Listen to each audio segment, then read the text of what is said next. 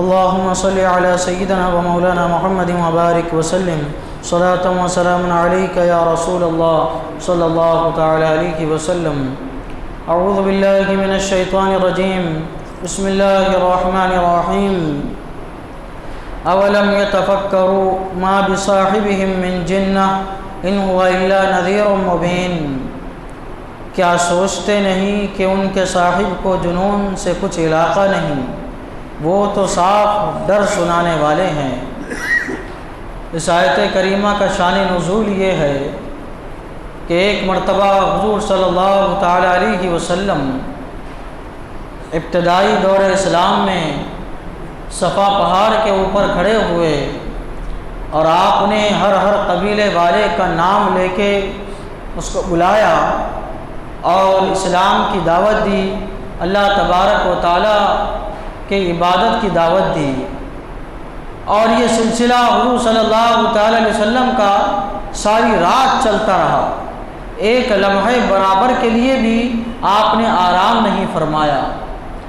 تو ایک بدبخت کافر آیا اور کہنے لگا کہ یہ محمد صلی اللہ تعالی علیہ وسلم ان کو کیا ہو گیا کہ رات بھر لوگوں کو پکارتے رہے، یہ ان کے اوپر معاذ اللہ جنون طاری ہو گئے،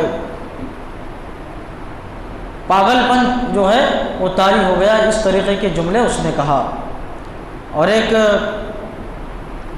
روایت یہ ہے کہ جب حضور صلی اللہ تعالی علیہ وسلم پر وحی آتی تھی تو آپ کی جو کیفیت ہے وہ بدل جاتی تھی. آپ اگر سردی کے موسم رہتا تھا تو گرمی آپ پہ طاری ہو جاتی تھی اور سانس زور زور سے چلتی تھی، اور جب سانس چلتی تھی تو خراٹے کی طرح آواز آتی تھی. تو یہ جو تبدیلی آتی تھی حضور صلی اللہ تعالی علیہ وسلم کے جسم مبارک میں، آپ کی حالت میں، تو اس کو دیکھ کے کفار و مشرکین کہتے تھے کہ ان کے اوپر جو ہے پاگل پن طاری ہو گیا ہے اور ان کے اوپر اثر ہو گیا ہے معاذ اللہ رب العالمین. تو ان کے رد میں جو ہے یہ آیت کریمہ اللہ تبارک و تعالیٰ نے نازل فرمائی. اولم یتفکروا، اللہ تعالیٰ فرماتا ہے کیا سوچتے نہیں ہیں، غور و فکر نہیں کرتے حضور صلی اللہ تعالیٰ علیہ وسلم کی ذات پاک میں، آپ کی صفات میں، آپ کے احوال میں، آپ کے اعمال میں، آپ کے اقوال میں، یہ کیوں غور و فکر نہیں کرتے ہیں؟ ان کو حضور صلی اللہ تعالی علیہ وسلم کے اعمال میں، آپ کے ذات میں، آپ کے اقوال میں غور و فکر کرنا چاہیے.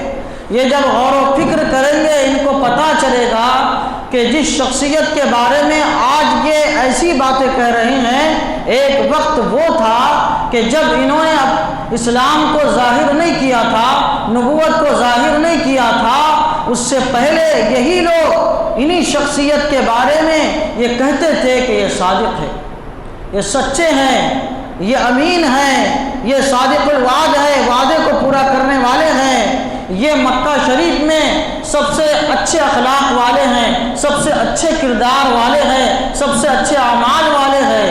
لیکن جب انہوں نے نبوت کا دعویٰ کیا تو ان کی حالت بدل گئی.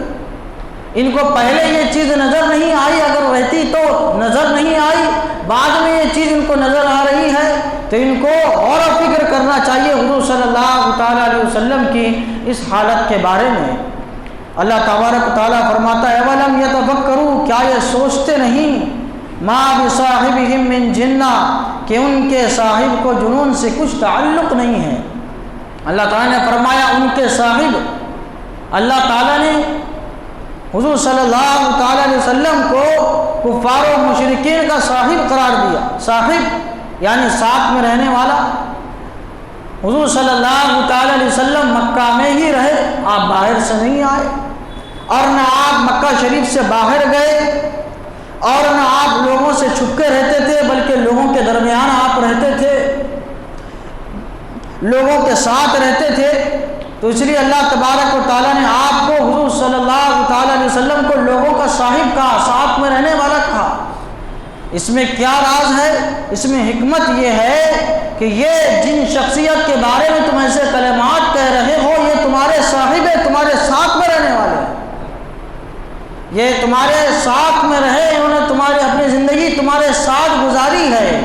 تو تم نے ان کے ہر عمل کو دیکھا ہے، ان کے ہر حالت کو دیکھا ہے، لیکن تم ہٹ ڈرمی اور ایمان کی وجہ سے کہ یہ محض ایمان لانے کی دعوت دیتے، اس کی وجہ سے ان کے خلاف الزام تراشی کر رہے ہو۔ تو اللہ تعالیٰ نے فرمایا ما بصاحبہم من جنہ، ان کو غور و فکر کرنا چاہیے کہ ان کے صاحب میں جن نہیں ہے، یعنی جنون نہیں ہے، پاگل پن نہیں ہے۔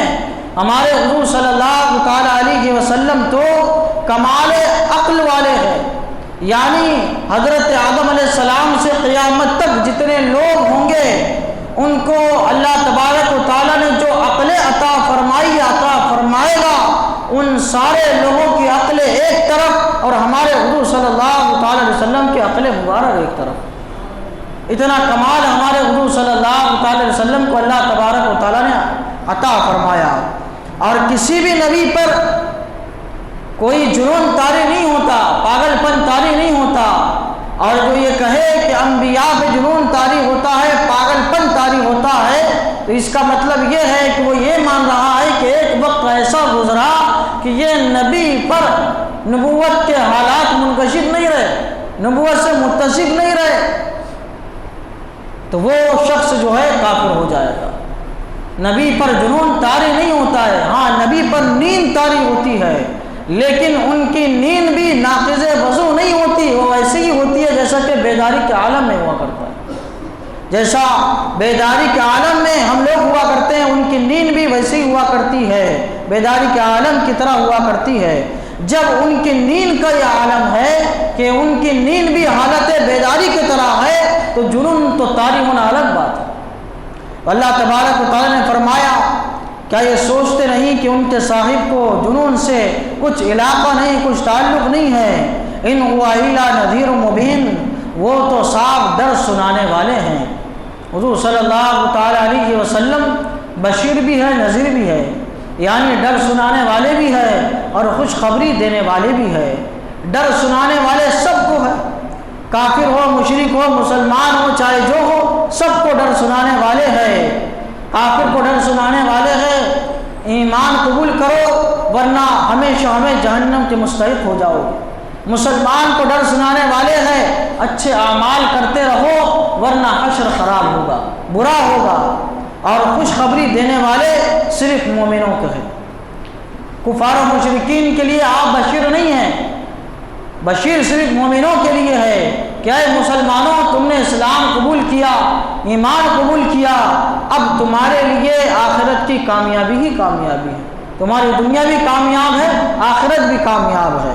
تو اللہ تعالیٰ نے فرمایا یہ جو میرا نبی ہے یہ جو کرتا ہے لوگوں کی بھلائی کے لیے کرتا ہے، جو اس نے لوگوں کو اسلام کی دعوت دی، ڈرایا، اور جو اس پہ حالت طاری ہوتی ہے وہ اس لیے کہ لوگ جو ہے اسلام کی دعوت کو قبول کرے اور اللہ تبارک و تعالیٰ کی وحدانیت کی طرف آئے۔ اور یہ جو قرآن نازل ہوتا ہے یہ اس لیے کہ لوگ اس کو پڑھ کے ڈرے اور اللہ تبارک و تعالیٰ کی طرف آئے۔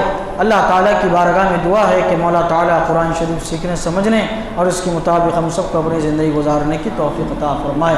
اشہد ان لا الہ الا اللہ واشہد ان محمدا عبدہ ورسولہ وصلی اللہ تعالیٰ علی سیدنا محمد وعلی آلہ وصحبہ اجمعین برحمتک یا ارحم۔